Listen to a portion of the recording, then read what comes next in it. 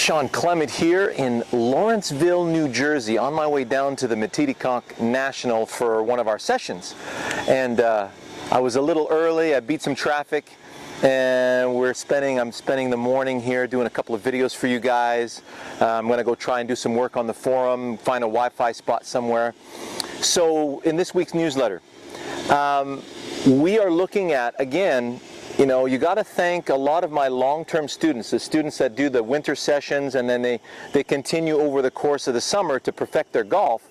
And in this perfection, we are looking at the hip turn again, right? So you look at my lower body in the backswing video, and we talk about how the legs have to actively participate in the removal of the rib cage and the pelvis. Here's where feet together becomes very important, okay? So for Dave, for Hien, for Jimmy, all right? Feet together, tug of war. So imagine there's your rope, and you bring your rope over here, and you're going to get into a tug of war, feet together. So you'll notice that you have to counterbalance. See how both femurs have to rotate so that I can use leverage from the knee up to the hips to get myself in that position to pull. Same thing on the other side. So if I had my battering ram, feet together, notice how somebody could pull me, I could resist in this direction, then I swing through, and now I can resist in that direction. So notice how my knees do not pry apart. I see too many of you still doing that. So anatomically, half the knee is the femur is your hip. So both legs have to actively participate in the removal of that motion. So if you put your feet slightly apart, feel that same leverage inside right and inside left hip pulling in this direction. So you notice how I got my leverage so I can swing out to the target, and then I have my leverage so I can swing back away from the target. Tug of war through, tug of war through, tug of war. So from here, I feel like I can pull back, pull through, pull back, pull through, pull through, pull back, pull through, pull back.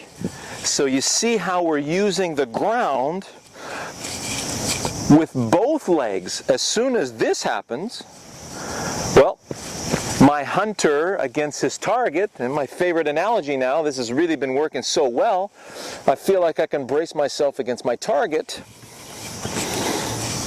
Can't. You see that? So from the front, center of gravity compromise. The center of where my body is, equal weight up and down, front to back, side to side. Now I've compromised my center of gravity. I'm in the position. Notice everything's intact. Everything's intact. Center of gravity intact, center of gravity intact. Little perpetual motion to feel that. So same thing on this side. You and I are in a tug of war, so you can really see how both femurs have rotated properly and how both knees stay together and the suction stays inside the arches of the feet.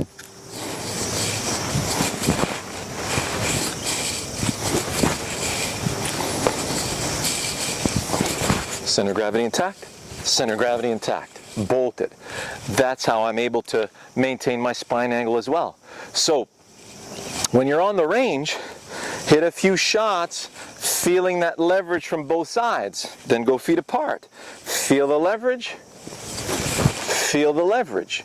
Now that we have the second, because again, the golf swing, right, is arm motion swings around its center, sternal notch, and that's where it tracks gravity. And body center, right, turns around the center of gravity. So as the arms are swinging freely and tracking their arc, the body is moving around its center of gravity. So if we can take care of the body always staying in platform underneath the center, it'll hold that center properly in place, and then your arms can swing and twirl and bottom out and track in the direction you want to go. So your spray angle is just going to reduce like crazy. Enjoy that, practice that, experience that. See you in the next video.